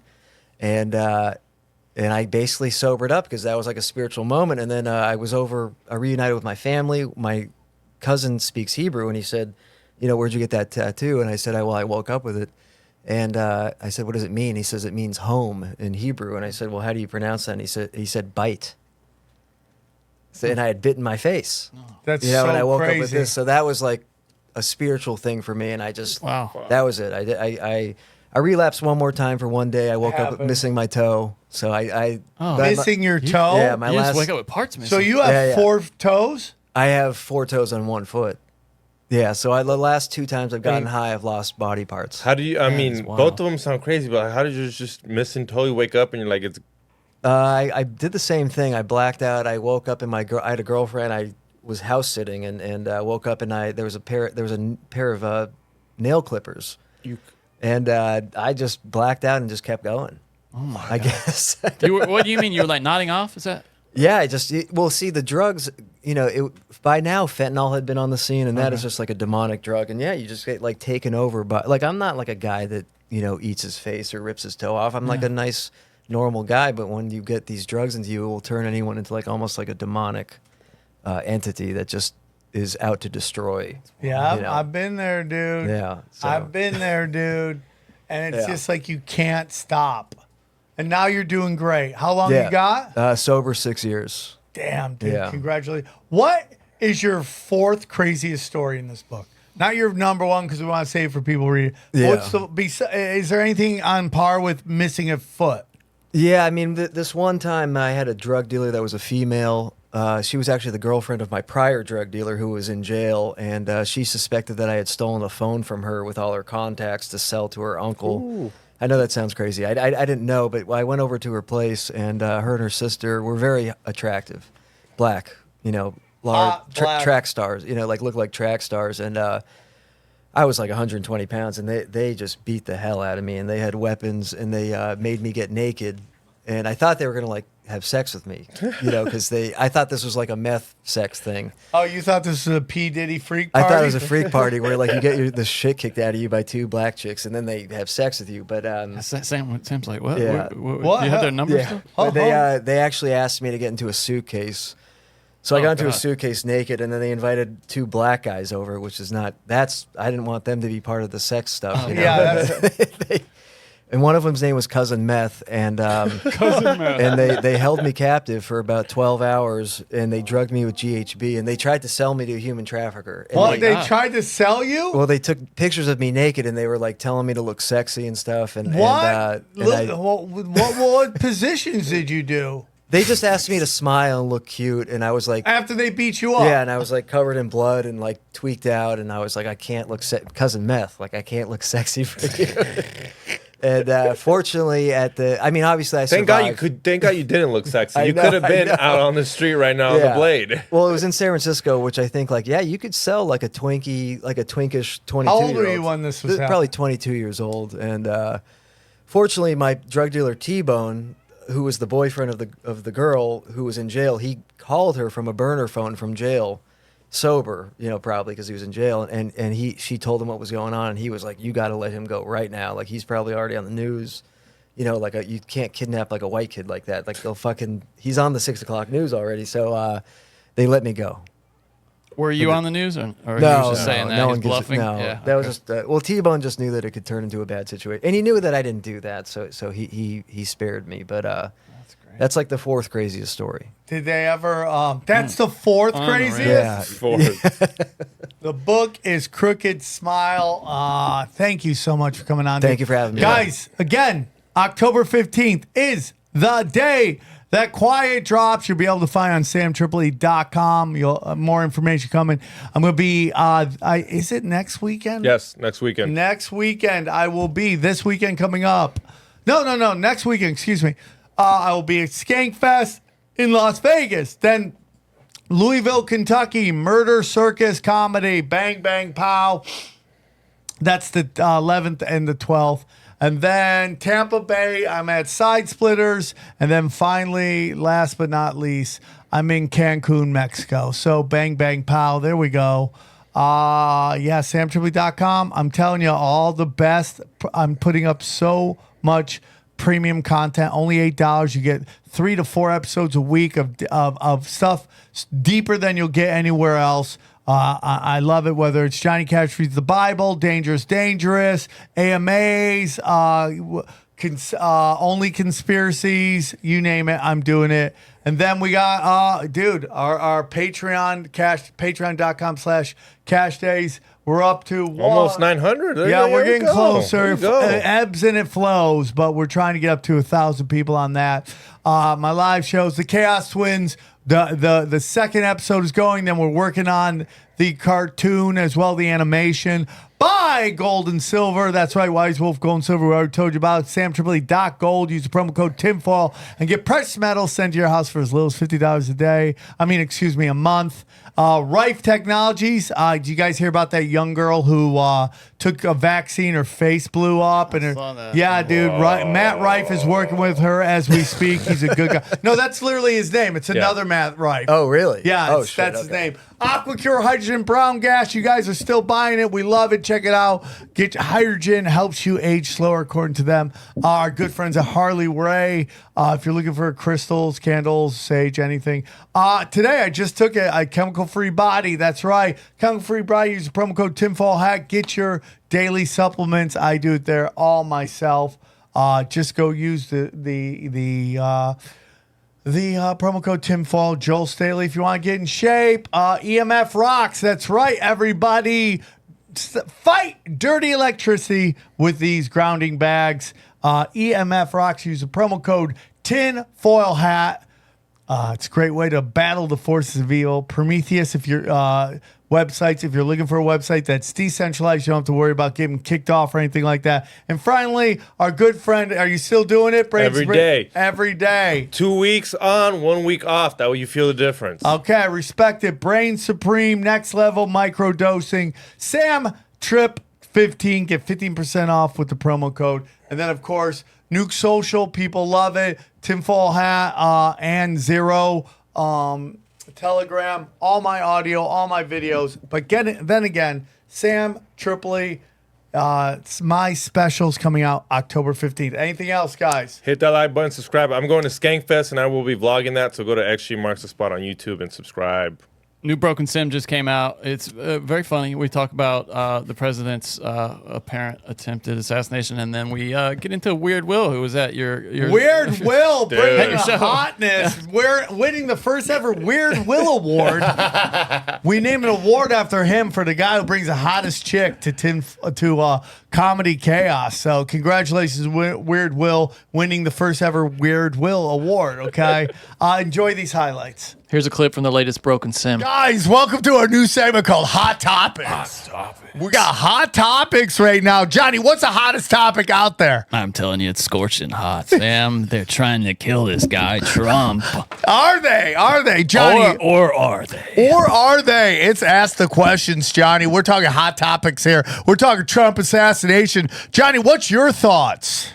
Well, you know, I thought the Democrats, they were supposed to be the anti-gun people, the leftists, the ones that don't use the guns. What is this about? Well, that is one of the things up here, like, oh, they're trying to get us to not like guns by shooting at that side's mascot. That's a thought, certainly. That is a thought, Johnny. Unlike the last guy, though, who seemed politically ambivalent, like he seemed just as happy to get Biden as he did Trump. There's no doubting who this guy wanted. You know what I mean? I'll just show you. Edward Snowden tweeted this. Let's hear what Eddie had to say. Can we call him Eddie on the show? Yeah, I think if we ever get him on the podcast, I'm like, hey, Eddie, thanks for tuning in. Yeah, I just call him Ed. Hey, ED. And he'll be like, erectile. You can't call me ED. No, hey, ED, what's up, bro? Ed Snowden, my friend Ed. We know little so far, but with alleged Trump shooters' personal and public participation in military activity in Ukraine, it's hard to imagine that White House's agencies can claim zero contact, clean hands, he puts in quotes. Something of an Oswald vibe here. Congress should get answers. And he's talking about how Oswald, of course, spent time in the Soviet Union, so of course they had tabs on him. This guy has been in Kyiv and participated. Bro, it's even crazier than that. It's even crazier than that. Yeah, I mean, we have the video of him here if you want to. I mean, do we want to listen to this? Just a second. Okay. Just you can hear kind of his insanity. Please tell me who you are and why are you here? He has blue hair. Yeah, I mean, stop. So you show up in Ukraine with two different colored hair, blonde and blue gray, and you're like, I'm here to help. He looks like the bad guy in a fan-produced Batman film. No, he looks like every homeless guy in the Meet the Homeless of Phoenix, Arizona videos that are out there. Let's go to the streets. You know, when the homeless guys wear patriotic stuff, like they love it. He talks like that, too, actually. By the way, all the homeless people near me somehow are rocking Chicago Bears gear. I don't know why. Really? I've seen multiple homeless guys in Chicago Bears jerseys. Are they sending us their homeless? I don't know. I wonder. Maybe, dude. They're like, hey, you got to go. You grab your gear. Grab your jersey. No, they give them a free jersey on the way out. Get a free jersey. If you get on this bus, we'll give you who would be the next? Walter Payton. Oh no, you get a Fields jersey because they're all he's gone now, so you get a. Fields jersey. You got to get rid of product. They're like the hacky joke is like whatever team loses. And that's true, though. You think they sent it to the third world? They really they just sent it to the homeless in L.A. So here's. Did I ever tell you that's how I knew that Von Dutch was done when I started seeing homeless people wear it. I'm like, hey, wrap it up, dog. It's all over, dude. We have dumpster divers wearing those shitty hats. God, those hats were ugly, weren't they? Those hats were ugly. And you, dude, the type of guy that wore that hat was a special kind of douchebag. You know, he had like that fake tan. Yeah, dude, that was a time where like being a Hollywood douche was so like people just love to let you know. And it's so weird, Johnny, because if you study movies, it's like the rich white kids from the 80s movies were always the bullies, right? Yeah. And then you kind of watch like who's the bullies now. It's like rich white kids from the far left now, right? They're all like super woke assholes. Is that kind of crazy? It's more true to life now, too. Yeah, I think it was probably always that way. Let's listen to this woke. I mean, just potard. look at his eyes. Johnny, that's my new word so we can get around censorship. Potard. Potard? Okay. Yeah, that's political retard. Yeah, I know. Well, you just said the word now. So we got around nothing. Look at this. Look at this. Woke potard. Let me write that down. 6 minutes. Sam says the R word. Thank you, YouTube. Well, I can't believe in all the stuff in the world that AI. By the way, this guy looks like sassy AI, right? Doesn't you know that the AI at YouTube has the same haircut? And it's like, if you're listening, it's half blue, half white. And I don't know if that's supposed to be because he wears a lot of American flags and stuff. Is that I mean, white? I think it's just his natural blonde gray. Look at the top, looks blondish. Yeah, I think that's his natural. I think he was probably a ginger, and he's gone kind of gray. His hair's faded from all the sun, maybe living out on the streets or whatever he's done. Yeah. But anyway, here we go. U.S. From North Carolina originally. Johnny, your boys! All the way from Hawaii here. So the question as far as why I'm here, to me, you know, a lot of the other conflicts are gray, but this conflict is definitely black and white. This is about good versus evil. This is a storybook, you know, any movie we've ever watched, this is definitely evil against good. I mean, we're battling a situation this here is where, like, what's his name? Sam Elliott's like are caring and kind. He does look like Sam. Yeah, Elliott. he's the Sam Elliott's like alcoholic drug addict brother that nobody really wants to talk his to. potard brother. And everyone's like, dude, we meet Sam Elliott's drug addict brother. Why does your family allow you to wear blue and yellow hair? Each other and make sure that, you know, we all move forward as one collective whole unit. So, you know, we look at his fingers, dude. Look at his fingers. Of one country's failure and their conflicts. They're like all scabbed. Enjoy the successes of other countries. Oh, dude, I bet that's like meth fingers, right? His fingers are all burned. For some reason, Russia does not grasp this concept. You see that? We're all one unit, and we have to get along. Do you see this? Look, his fingers are burned right there. That's what I'm holding up. Yeah, or he's just biting his nails all the time could like be. a crazy biting person. his finger all the way down that far. Yeah, dude, I've done that. Of course, I also did speed too. So I mean, there you go. So yeah. And where did you get this shirt from? This is 2022. Do you think that's an American flag or some kind of Marvel comic like Captain America thing? Yeah, it could be. I know what you're saying. Yeah, it could right? be. Oh my God, he looks crazy. Work together. It seems asinine that we have a leader in a country that does not understand the concept of being unselfish and being generous and being kind and just the basic moral values that are required. This is like, if you listen to what this guy says, you're like, you're coming from a loving place. Like, he's really trying to be loving, right? Like, his ideas are kind, but where he directs them is totally wrong. To sit with that shirt on and then talk about playing nice with others. It's great. I mean, he's clearly unstable. I mean, to me, he's not as unstable as I expected, to be frank. Yeah, I mean, by like, looking at him, he really is falling for the propaganda. Like he's brainwashed. He's deep throating it. He's just like gah, gah, gah, the whole thing. There's another picture of him, so you can just see him. This is him at some kind of Ukraine. I mean, dude, Johnny, what do you? How many boosters do you think this guy's got? Oh, dude, he's gotten everything. All of them. Yeah, for sure, bro. For sure. Let me see. Okay, so this is everything we know about him so far. He has a lengthy criminal record, a recent fixation on global politics, that's particularly Russia's war with Ukraine. He told local officials that his name is Ryan Wesley Routh. He's been taken into custody Sunday afternoon near I-95 in West Palm Beach. He tried to, if you don't know, they were at Trump's golf club. He was in like a Secret Service guy a few holes in advance of Trump saw a muzzle, and I guess he was like obscured by some trees or something. I don't know, and was like, oh, there's a guy there with a gun, and they had. Now, do you guys think they finished their round? After that, after they, that's a great question. I doubt it. Yeah, I mean, after the first time, yeah. Can we play through? Do you know how long? We got a bunch of Koreans taking up all the tea time. If you'd like to hear the rest of this episode, subscribe to Broken Simulation in your podcasting app, or check us out at youtube.com/SamTripoli. We go deep, homeboy. Aaron, open your mind. Drink from the fountain of knowledge. There's lizard people everywhere. That's some interdimensional shit. Wake up, Aaron. This is only the beginning. Dude, you just blew my mind. Tinfoil hat, tinfoil hat, tinfoil hat.